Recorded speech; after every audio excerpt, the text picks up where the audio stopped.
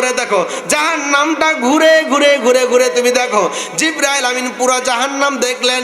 জাহান্নাম দেখার পর রহমাতুল লিল আলামিনের কাছে গেলেন।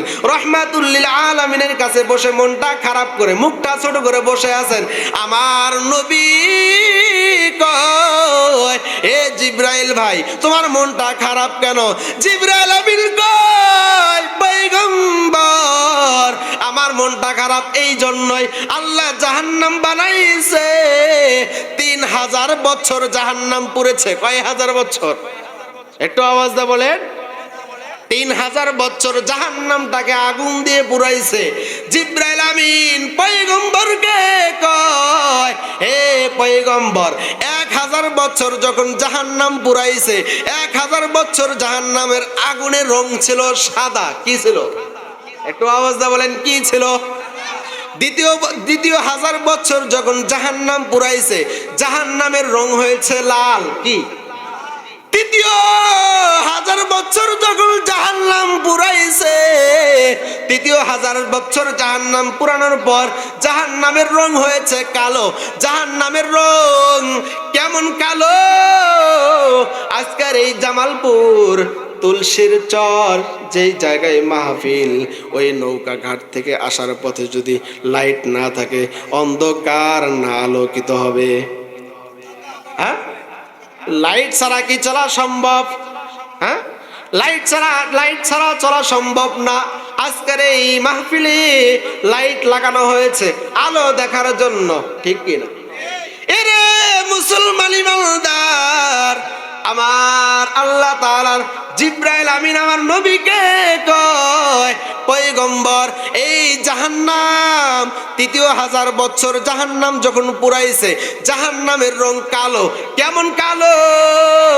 যেই জাহান্নামে একজনের পাশে যদি আরেকজন দাঁড়ায় থাকে, নিকটবর্তীও যদি দাঁড়ায় থাকে, একজনের চেহারা আরেকজন দেখতে পারবেন। আল্লাহু আকবার বলেন। এরে মুসলমান ইমানদার, এই জাহান্নামের বয়ান আমার নবীজি শুনে রহমাতুল লিল আলামিন জাহান্নামের বয়ান শুনে কান্না শুরু করতেছেন। আর জিবরাইল আমিনকে বলতেছে, আর কি কি ঘটনা আছে? জিবরাইল আমিন বলতেছে, জাহান্নামীরা 1000 বছর জাহান্নামে থাকবে। জাহান্নামে থাকার পর আল্লাহর কাছে বলবে, আয় আল্লাহ, আমরা তো ক্ষুধার্ত হয়েছি, আমাদের কিছু খাবার দেন, আমাদের কিছু খাবার দেন। আল্লাহ বলবে, ফেরেশতার দল, যাও যাও, জাহান্নামীদের খাবার দাও। জাহান্নামীদেরকে খাবার দেওয়া হবে, কাঁটাযুক্ত ফল দেওয়া হবে। যে কাঁটাযুক্ত ফল খাওয়ার পর গলার ভিতরে এমন ভাবে বাজবে যে ওই জাহান্নামীরা আল্লাহর কাছে বলবে, আয় আল্লাহ, আমাকে একটু পানির ব্যবস্থা করে দেন। আল্লাহ বলবে, ফেরেশতার দল, যা যা, ওই জাহান্নামীদের একটু পানি দে, পানি পান করায়া দে। আল্লাহর কথা মেনে জাহান্নামীদেরকে পানি দেওয়া হবে। পানিটা এমন গরম, এমন গরম, এমন গরম। পানিটা খাওয়ার পর মুসলমান ইমানদার জাহান্নামীদের পেটের নাড়ি ভুঁড়ি সব কিছু পায়খানার রাস্তা দিয়ে বের হয়ে যাবে। আর পানি পান করার পর জাহান্নামীরা বলবে, আল্লাহ, আমরা তো 1000 বছর জাহান্নামের ভিতরে আমরা আযাবে ভুগলাম, আর চিন্তা করলাম জান্নাতি কোনো সুন্দর খাবার আসবে, আপনি কেন কি খাবার দিলেন? জাহান্নামের জিবরাইল আমিন আরো বর্ণনা করে আমার নবীজিকে শোনায় দিলেন, পয়গম্বর, জাহান্নামীদেরকে যে পোশাক দেওয়া হবে, সেই পোশাক যদি জমিনে দেওয়া হইতো, জমিনের ওই পোশাকের তাপের মাত্রার কারণে জমিনের গাছপালা সব কিছু পুড়ে ধ্বংস হয়ে যাইত। আল্লাহু আকবার বলে। রহমাতুল লিল আলামিন জাহান্নামের বয়ান শোনার পর ঘরের দরজা জানালা আম্মা জান হযরত আয়েশা রাদিয়াল্লাহু তাআলা আনহাকে বললেন, হে আয়েশা, দরজা জানলাগুলো লাগায়া দাও। আর নবীজি কান্না করতেছেন। জিবরাইল আমিন চলে গেলেন, আর নবীজি কান্না করতেছেন। একদিন, 2 দিন, 3 দিন পর্যন্ত মসজিদের নববীতে আমার পয়গম্বর নামাজ পড়তে যান না। এদিক দিয়ে সাহাবারা পাগল। হযরতে ওমর, হযরতে আবু বকর, হযরতে আলী, হযরতে উসমান একজন করে আমার নবীজির ঘরের দরজার সামনে ডাক দেয়, পয়গম্বর আপনাকে দেখি না, টেনশনে ভালো লাগে না। আল্লাহর পয়গম্বর কয়, হে আয়েশা ঘরের দরজা খুলবা না, জানালা খুলবা না। আবু বকর ডাক দেয়, খুলে না। ওমর ডাক দেয়, খুলে না। উসমান ডাক দেয়, তবুও দরজা খোলে না। এইভাবে আলী ডাক দেয়, দরজা খোলে না। এদিক দিয়ে চিন্তায় পড়ে গেলেন, কি ব্যাপার, রহমাতুল লিল আলামিন ঘরের দরজা কেন খোলে না, চিন্তায় পড়ে গেলেন। আর এদিক দিয়ে সালমান ফার্সি এসে যখন নবীজিকে ডাক দেয়, নবীজি সাথে সাথে ঘরের দরজা খুলে দেয়। আল্লাহু আকবার বলেন, আরো আওয়াজে বলেন আল্লাহু আকবার। এরে নবীর আশিক সালমান ফার্সি যখন ডাক দেয়, যে ডাকে আবু বকর ডাক দেয় কাম হয় না, আলী ডাক দেয় কাম হয় না, ওমর ডাক দেয় কাম হয় না, ওসমান ডাক দেয় কাম হয় না, সালমান ডাক দেয় কাজ হয়ে যায়। সেই সালমান কে আমরা একটু জানতে চাই কি চাই না? হ্যাঁ, জানার দরকার আছে। হযরতে সালমান ফার্সি আমার নবীজি রহমাতুল লিল আলামিন দুনিয়ায় আগমন করার আগে 150 বছর আগে জন্ম হয়েছে। আল্লাহু আকবার বলেন। বাবা ছিল মূর্তি পূজারী। যখন নবীজির বয়ান শুনেছে মক্কার জমিনে মুহাম্মদ আগমন করবে, মক্কার জমিনে আব্দুল্লাহর ছেলে মুহাম্মদ আগমন করবে, এই কথা শোনার পর সালমান ফার্সি তার বাবা, তার বাড়ি গাড়ি, রাজপ্রাসাদ সবকিছু ছেড়ে আসছে। আল্লাহু আকবার বলে। এরে মুসলমান বুঝে নাও, সালমান ফার্সি আল্লাহর নবীর প্রিয় সাহাবী। নবীজিকে দেখার জন্য বাড়ি গাড়ি, বাবা মা সবকিছু ছেড়ে দিলেন। তার রাসাত, তার যে বাড়ি ছিল সেগুলো ছেড়ে দিলেন।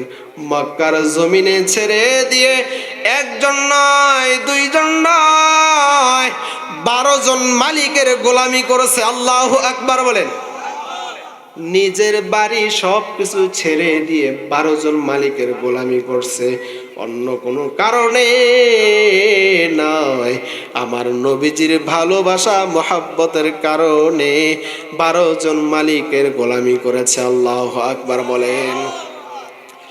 এরে মুসলমান ইমানদার, যে সালমান ফার্সি 12 জন মালিকের গোলামি করার পর নবীজির কোনো খোঁজ পায় না, নবীজির খবর নাই। সালমান ফার্সি কয়, আমি আর মক্কার জমিনে থাকবো না, আমি যাব ইয়াসরিফে, মানে মদিনায় যাব। মদিনার অপর নাম ইয়াসরিফ, মদিনায় যাব। 12 নাম্বার মালিক বাজারে উঠাইছে, বাজারে উঠায়া ওই সালমান ফার্সিকে বিক্রি করে দিবে, গোলামকে বিক্রি করবে, আর একজন মালিক কিনবে। বাজারে উঠাইছে, বাজারে উঠানোর পর 13 নাম্বার মালিক সালমান ফার্সিকে কেনার জন্য উপস্থিত হয়েছে। উপস্থিত হয়ে কয়, আমি তো মক্কার জমিনের কেউ নয়, আমি এসেছি মদিনা থেকে তোমাকে ক্রয় করার জন্য। এই কথা শোনার পর সালমান ফার্সি 13 নাম্বার মালিকের পায়ের পড়ে গেছে, পা ধরে কান্না করতেছে আর বলতেছে, মালিক আমাকে ক্রয় করার জন্য যদি একটু সম্পদ টাকা বেশি লাগে তবু আমাকে ক্রয় করে নিবেন, কারণ আমি নবীজিকে দেখার জন্য মদিনায় যাব। সুবহানাল্লাহ বলেন। এরে মুসলমান ইমানদার, সালমান ফার্সি 13 নম্বর মালিক রে বললেন, মালিক আমাকে কেনার জন্য যদি আপনার একটু টাকা বেশি লাগে আমাকে কিনে নেবেন, কারণ আমি আল্লাহর নবীর এমন একজন সাহাবী, আমি সালমান ফার্সি অন্য শ্রমিক 3 জনে যেই কাজ করবে আমি সালমান ফার্সি একা সেই কাজ করব। আল্লাহু আকবার বলেন। আমার কথা বুঝতেছেন তো? হ্যাঁ, বুঝতেছেন তো? এরে মুসলমান ইমানদার, সালমান ফার্সি বললেন, মালিক আমাকে কিনে নেবেন, আমাকে কিনলে আপনার লস হবে না, টাকা বেশি লাগলেও কিনে নেবেন, কারণ 3 জন শ্রমিক যেই কাজ করবে আমি সালমান ফার্সি একা সেই কাজ করব, অতএব আমাকে কিনে নেবেন। 13 নম্বর মালিক 12 নম্বর মালিকের কাছ থেকে ক্রয় করে নিয়ে মদিনার শহরে গেলেন। মদিনায় যাওয়ার পর সালমান ফার্সিকে কাজ বুঝাইয়া দেয়, এরে সালমান তুমি আমার খেজুর বাগানের কাজ করবা, খেজুর বাগান পরিষ্কার রাখবা, ডালফালাগুলো কেটে কেটে সুন্দর করে রাখবা।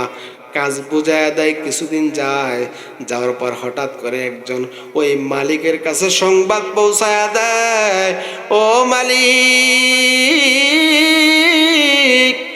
মদিনার জমিনে আব্দুল্লাহর ছেলে মুহাম্মদ আগমন। আল্লাহু আকবার বলেন। এরে মুসলমান ইমানদার, মদিনার জমিনে আব্দুল্লাহর ছেলে মুহাম্মদ আগমন। এই কথা শুনে হযরত সালমান ফার্সি চোখের পানি ফেলায় আর কয়, আল্লাহ আপনার এই বান্দাকে আমি একটু দেখতে চাই, আপনার নবীকে দেখতে চাই, আপনার নবীর কাছে যাইতে চাই। মালিকরে যখন ওই সালমান ফার্সির সামনে যখন মালিকরে বলে যে মক্কার জমিন থেকে মদিনার জমিনে আগমন করেছে, সালমান ফার্সিকে যখন বলার পর যে রহমাতুল লিল আলামিন এখন কুবার ভিতরে আছে, এই কথা যখন সালমান ফার্সি শোনে, সালমান ফার্সি মালিককে কয়, আমি একটু নবীজির সাথে দেখা করতে চাই। সুবহানাল্লাহ বলে। এরে মুসলমান ইমানদার, সালমান ফার্সি যখন মালিককে কয়, মালিক এই কথা শুনে সালমান ফার্সিকে নিষেধ করে, না না যাওয়া যাবে না, কারণ 13 নাম্বার মালিক ছিল ইহুদি। কি ছিল? ইহুদি। যারা ইহুদি, যারা নাস্তিক, যারা বেঈমান, তারা কি মুসলমান ইমানদার পয়গম্বর বলেন, উলামায়ে কেরাম বলেন, তাদের কি কেউ ভালোবাসবে? হ্যাঁ, মুসলমান ইমানদার যারা মুমিন, যারা মুত্তাকিন, যারা তারা আলেমকে ভালোবাসবে, নবীকে ভালোবাসবে, কোরআনকে ভালোবাসবে, আল্লাহকে ভালোবাসবে। এই তো কিছুদিন পূর্বেই দেখলাম ভাউল আউল ফাউল ভাউল ভণ্ড আমার আল্লাহকে গালি দেয়, নাউজুবিল্লাহ বলেন। কোরআনকে নিয়ে অপমাননা করে। যারা আসলে ইমানদার, যারা মুসলমান, যারা আমার আল্লাহকে মহব্বত করে, যারা আমার নবীকে মহব্বত করে, কোরআনকে মহব্বত করে, তারা যেই কোনো জায়গায় ভাউলদের শায়েস্তা করে দেয়, ঠিক কিনা? এরে মুসলমান ইমানদার, এরে যুবক ভাই, সালমান ফার্সি যখন বললেন যে মালিক আমাকে একটু ছুটি দেন, নবীজিকে দেখতে যাব, সালমান ফার্সিকে কয়, না না যাওয়া যাবে না, যাওয়া যাবে না। এদিক দিয়ে আশেক মাসুক নবীজির তো পাগল, সালমান ফার্সি কয়, না আমি যাবই। এদিক দিয়ে মালিক কয়, বেশি বাড়াবাড়ি করবি না। এই কথা বলে সালমান ফার্সির গালের ভিতরে একটা থাপ্পড় মেরেছে, নাউজুবিল্লাহ বলে। সালমান ফার্সি থাপ্পড় খাওয়ার পর কয়, বুঝতে পেরেছি তুমি আমাকে যাইতে দিবা না। আমি একটা নিয়ত করলাম, আমার সারা দিন কাজ করার পর রাত্রবেলা যখন আমার ডিউটি শেষ হয়ে যাবে, আমি ওই সময় আমার নবীজির সাথে দেখা করব। আল্লাহু আকবার বলেন। সারা দিন কাজ শেষ হওয়ার পর সালমান ফার্সি রাত্রবেলায় নবীজির কাছে দেখা করার জন্য আস্তে আস্তে করে রওনা দিয়েছে। নবীজির দরজার কাছে গিয়ে দেখে নবীজির দরজায় দারোয়ান হিসাবে আবু বকর। আল্লাহু আকবার বলে, আরো আওয়াজে বলেন আল্লাহু আকবার। এরে মুসলমান ইমানদার, আবু বকর আমার নবীজির দরজার সামনে দাঁড়ায় আছে লাঠি নিয়া। জিজ্ঞাসা করলো তুমি কে? কয় আমি আবু বকর, পয়গম্বরের বাল্যকালের বন্ধু। কয় আমি একটু প্রবেশ করতে চাই। আবু বকর কয় না না, প্রবেশ করা যাবে না, কারণ নবীজির শত্রুর অভাব নাই, যাওয়া যাবে না।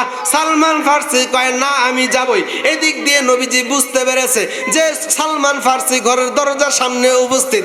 আবু বকরকে কয়, এ আবু বকর, তুমি সালমান ফার্সিকে রুমের ভিতরে পাঠায় দাও। আল্লাহু আকবার বলেন। এরে মুসলমান ইমানদার, সালমান ফার্সিকে রুমের ভিতরে পাঠায় দাও। যখন রুমের ভিতরে পাঠানো হয়, সালমান ফার্সি জিজ্ঞাসা করে আপনার নাম কি? নবীজিকে জিজ্ঞাসা করে আপনার নাম কি? কয় আমার নাম মুহাম্মদ। কি নাম বলেন না কি? হ্যাঁ, যে মুহাম্মদ। কারণ ইহুদির কাছে সালমান ফার্সি শুনেছে রহমাতুল লিল আলামিন সত্য হওয়ার জন্য, আখিরি জামানার নবী প্রমাণিত হওয়ার জন্য 3টা দলিল লাগবে। কয়টা দলিল? এরে মুসলমান ইমানদার, 1 নাম্বার দলিল হলো নবীর নাম থাকবে মুহাম্মদ। নবীর নাম কি থাকবে? আরো আওয়াজে বলেন নবীর নাম কি থাকবে? মুহাম্মদ। আল্লাহর পয়গম্বরকে জিজ্ঞাসা করে যে আপনার নাম কি? কয় আমার নাম মুহাম্মদ। 2য় নাম্বার জিজ্ঞাসা করলো কিছু খেজুর নিয়ে, জিজ্ঞাসা করে যে আপনার জন্য কিছু দান সদকা নিয়ে এসেছি। আমার পয়গম্বর কয়, হে আবু বকর, যাও যাও খেজুরগুলো গরিব অসহায় মানুষদেরকে দিয়ে দাও। আমি পয়গম্বর দান সদকা খাই না, আমি পয়গম্বর হাদিয়া নেই। 2য় নাম্বার সত্য প্রকাশ পেয়ে গেল। 3য় নাম্বার এখন জানার বাকি আছে। নবীজি যখন বললেন খেজুর নেন, কয় হে আবু বকর, খেজুরগুলো গরিব অসহায়দেরকে দিয়ে দাও। সালমান ফার্সি সেদিন চলে যায়। চলে যাওয়ার পর সালমান ফার্সি আবার পরে অন্য একদিন আসে 3য় নাম্বারটা প্রকাশ পাওয়ার জন্য। সালমান ফার্সি 3য় দিন আবার খেজুর নিয়ে আসছেন। খেজুর নিয়ে এসে আমার পয়গম্বরকে কয়, পয়গম্বর আপনার জন্য কিছু হাদিয়া নিয়ে আসছি। আল্লাহু আকবার বলবেন না? যে আপনার জন্য কিছু হাদিয়া নিয়ে আসছি। কয় কি হাদিয়া নিয়ে আসছো? খেজুর। আবু বকর খেজুরগুলো নাও, 3 জন মিলেই খায়। খেজুর খাইলেন। আর সালমান ফার্সি নবীজিকে কয়, পয়গম্বর 2টা জিনিস পেয়েছি, আর একটা জিনিস দেখতে চাই। পয়গম্বর কয় কি দেখতে চাও? কয় আপনার 2 ঘরের মাঝখানে নবুয়তের সিল মুবারক দেখতে চাই। আল্লাহু আকবার বলেন। এরে মুসলমান ইমানদার, সালমান ফার্সিকে ঘাড়ে নেয়। ঘাড়ে নেওয়ার পর সালমান ফার্সি যখন দেখে যে এটাই আখিরি জামানার নবী, দেখে চোখের পানি ফেলায় আর বলে রহমাতুল লিল আলামিন, আমি আপনাকে দেখার জন্য আপনাকে কত ভালোবাসি। এই ভালোবাসার টানে আমার বাবার বাড়ি গাড়ি সব কিছু ত্যাগ করেছি। তাই নয়, 12 জন মালিকের গোলামি করে 13 নাম্বার মালিকের গোলামিতে এসে মদিনায় আপনার সাক্ষাৎ পাইলাম। আল্লাহু আকবার বলেন। এরে মুসলমান ইমানদার, 13 নাম্বার মালিকের গোলামি করে যে সালমান ফার্সি নবীজিকে দেখলেন, সেই নবীজির দরজার সামনে যাওয়ার, সালমান ফার্সি দরজার সামনে যাওয়ার পরে নবীজি দরজা খুললেন। কেন খুললেন বুঝতে পারছেন তো? হ্যাঁ, বুঝতে পারছেন তো? বুঝতে পারছেন তো কেন খুলছে? হ্যাঁ, তাহলে আজকে আমরা যে আলোচনা করলাম, জিবরাইল আমিন যখন আমার নবীকে জাহান্নামের বর্ণনাগুলো শোনায় দিলেন, নবীজি টেনশনে পড়ে গেছেন। টেনশনে পড়ার পর জিবরাইল আমিনকে আল্লাহ তাআলা সুসংবাদ জানায় দিলেন, হ্যাঁ জিবরাইল, পয়গম্বরকে জানায় দাও, এত টেনশন কিসের? কোন উম্মত যদি তওবা করে, কি করে, হাজার অপরাধ করছে, অন্যায় করছে, বান্দা যদি অনুতপ্ত হয়ে যদি আমি আল্লাহর কাছে তওবা করে কান্নাকাটি করে চাই, আমি আল্লাহ ওই বান্দার জিন্দেগীর গুনাহ মাফ করে দিব। সুবহানাল্লাহ, আর আওয়াজে বলেন সুবহানাল্লাহ। তাহলে আমরা এই সালমান ফার্সির মতো ঈমান আনতে চাই তো ইনশাআল্লাহ। ঈমানের পথে অবিচল থেকে আমার মরণ যেন হয়, ঈমানের পথে অবিচল থেকে আমার মরণ যেন হয়। তোমার কাছে মিনতি আমার, তোমার কাছে মিনতি আমার, ও গো দয়ার রহমান, ঈমানের পথে অবিচল থেকে আমাদের মরণ যেন হয়। আল্লাহুম্মা আমিন বলেন। যে কথাগুলো বললাম আল্লাহ তাআলা আমাদেরকে প্রত্যেকের, আমি সহ আপনাদেরকে মানার চলার তৌফিক দান করেন। সকলে বলি আমিন।